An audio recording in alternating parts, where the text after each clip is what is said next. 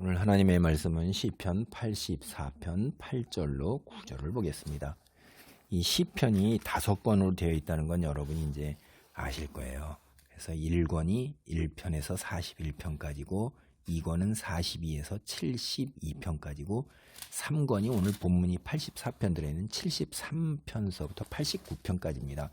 그런데 이 시편 3권에서 이제 우리가 83편 같은 것도 이제 하나님과 함께하는 예배의 삶이 얼마나 복된 삶인가 하면서 이제 종말론적 비전을 이제 포함하고 있습니다. 이런 게 종말론적 비전.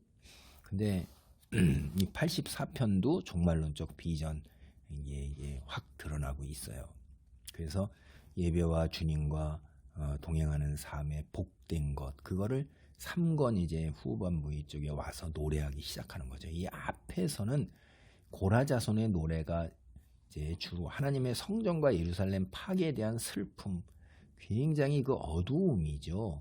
그런데 이제 82편에서 83편에서 하나님께서 그 예루살렘 파괴와 하나님의 성전이 파괴되고 이스라엘 자손이 이제 심판받은 것에 대한 입장을 이야기하고, 여기서 다시 이제 종말론적 비전에서 소망적이고 미래지향적으로 나아가는 거예요. 그래서 이 오늘 단락의 기도는 복 있는 사람의 기도입니다. 복 있는 사람. 8절입니다. 만군의 하나님 여호와여 내 기도를 들으소서. 야곱의 하나님이여 귀를 기울이소서. 셀라. 우리 방패이신 하나님이여 주께서 기름 부으신 자의 얼굴을 살펴보옵소서. 이제 이 84편 전체에서 기도만으로 이루어져 있는 단락이 이 부분인데, 앞에서는 만군의 여호와 이렇게 불렀죠. 1절과 3절에서. 근데 이번에는 하나님을 만군의 하나님 이렇게 부르잖아요. 그러니까 히브리어 원어로 보면 이제 이게 그 단어가 다릅니다. 여호와하고 하나님하고 그 단어가 달라요. 여호와는 보통 이제 야훼 이렇게 우리가 하죠. 그리고 하나님이라고 볼 때는 엘로힘 이제 이렇게 발음이 그렇게 됩니다. 여기서 그 만군의 여호와가 만군의 하나님이 되신 거예요. 근데 그 하나님이 야곱의 하나님이세요.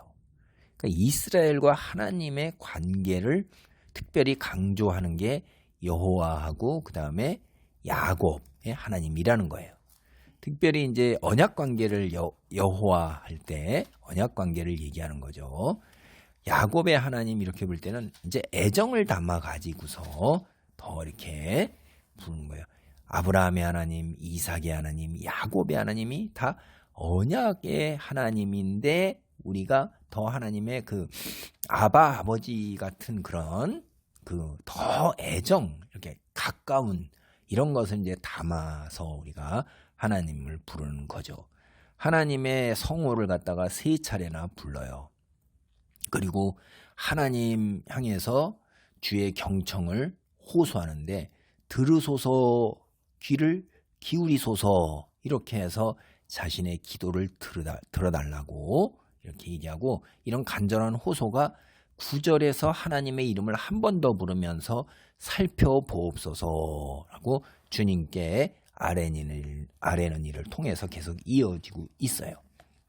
여기에서 기도하는 내용은 주께서 기름 부으신 자의 얼굴을 살펴달라는 단 한 가지예요.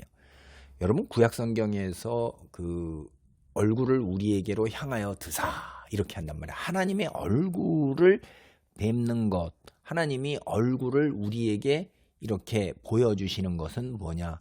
하나님이 우리의 기도를 들으시고 우리에게 임재하시고 우리에게 은혜를 베푸시는 거예요. 우리를 구원으로 인도하시는 거예요. 그게 얼굴 보여달라는 거예요. 그러니까 알현해 주시옵소서. 우리가 사람 만나러 가면 운전 박대당하고 얼굴을 볼 수가 없잖아요. 근데 얼굴을 보여주어서 이렇게 만나준다 하는 얘기는 일단 마음이 들어주고 그 이야기를 들어주고, 그렇죠? 그 다음에 그 이야기에 대해서 조금 더 심정이 움직이면 내가 가지고 간 그 사람을 만나러 간 목적을 이루어 주잖아요. 반응을 보여주는 거예요. 그런 거를 이제 생각해 보시면 됩니다. 그 다음에 이 우리가 9절에서 우리 방패이신 하나님이요 이렇게 돼 있는데 이 방패는 이제 보호잖아요. 그래서 하나님께서 우리의 보호자, 방패가 되는 거죠. 예. 그렇게 이게 원래 그 원문의 의미는 이제 왕의 의미에 가까워요. 왕. 그런데 이제 히브리어 성경을 예수님 오시기 수백 년 전에 그 후손들을 위해서 히브리어를 잘 못 읽는 후손들을 위해서 헬라어로 이제 70인이 모여서 번역을 했다. 그래서 70인역이라는 구약, 그것을 우리 신약 시대의 대부분의 그 사도들이나 사람들이 헬라어 이 70인역을 많이 인용을 하고 구약을 인용할 때 그걸 이용하는 거예요. 그래서 우리도 번역을 할 때 이 성경의 70인역을 참조를 합니다. 거기에 우리의 방어자시여 보소서 오 하나님, 이렇게 이제 70인역이 번역을 해서 이걸 근거로 해서 방패다 이렇게 번역을 해놓은 거예요. 이게 우리 새번역이나 현대인이나 공동 이렇게 성경, 우리 성경 대부분. 근데 이건 이제 아가페 성경이나 혹은 새번역 각주에도 있지만 그 영어 성경 같은 경우 유대인 성경은 이걸 왕으로 번역을 해놓고 있어요. 그래서 하나님, 우리의 방패 혹은 우리 왕을 살펴주소서, 이런 기도예요, 이게. 그래서 하나님이, 우리 개역개정은 우리의 방패가 하나님이시다 하는 그런 의미로 이렇게 얘기하고 있는데, 영어 성경은 또 이렇게 이제 원래 히브리어 말을 보면 우리의 방패이신 하나님께 우리의 왕, 인간 방패가 되잖아요. 우리에게는 그 인간 왕을 살펴주소서 하나님, 이렇게 드리는 기도예요. 이게 이제 백성들의 방패가 왕이란 말이에요. 인간이 세운 왕. 그러니까 참 방패이신 분은 하나님이에요. 그러니까 여호와께서 우리의 통치자 되시는데 인간의 통치자로 왕을 세웠어요. 그래서 이 성전에 순례하러 들어가서 처음에 들어가는 사람이 왕을 위한 기도를 먼저 드리는 것. 이게 이제 아마 당대의 이 어떤 성전의 순례자의 의무랄까 그런 것처럼 기도를 시작을 할 때 그렇게 했던 관습일 수 있고 그런 의무일 수도 있다 하는 거예요. 왜냐하면 이렇게 왕을 위해서 기도하는 게 결국은 하나님의 왕권이 이스라엘 인간 왕을 통해서 이 땅에 구현되고 실현되는 거예요.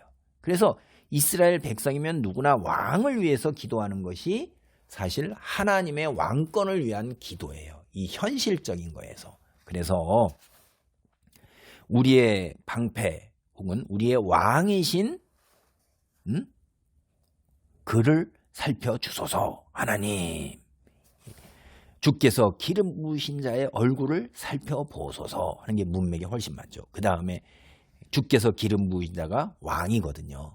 그래서 우리의 왕을 살피소서, 주께 기름 부으신 자의 얼굴을 살피소서 하나님.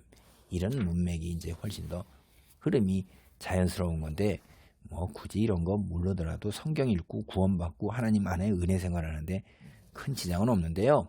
이제 이런 것들을 정확하게 하는 것이 우리가 신앙을 말씀에 토대를 두는 거고 이단 사설에 넘어가지 않고 그들이 우리를 휘어잡고 유혹하는 데 넘어가지 않는 것이기 때문에 신앙의 경지에 이렇게 조금 더 나아가는 사람들에게 제가 말씀을 드리는 거예요. 그래서 성경에서 이해가 안 되는 부분은 놓고 기도하시면서 다른 영어 성경이나 혹은 다른 번역본들 두어 가지를 더 살펴보면서 이렇게 확실한 이해를 갖는 것이 좋겠습니다.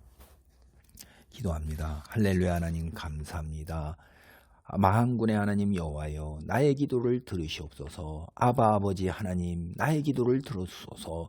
아버지, 우리 교회의 지도자 되시는 목사님, 또 아버지 하나님께서 세우신 주의 종들을 아버지 살피소서. 주께서 기름 부어 세우신 그 주의 종들을 살펴주사 그들이 진정한 참된 말씀으로, 성숙한 말씀으로 우리를 아버지 하나님이여 참 신앙으로, 올바른 신앙으로 인도할 수 있도록 주여 역사하시고 은혜를 베풀어 주옵소서. 예수님의 이름으로 기도하옵나이다. 아멘.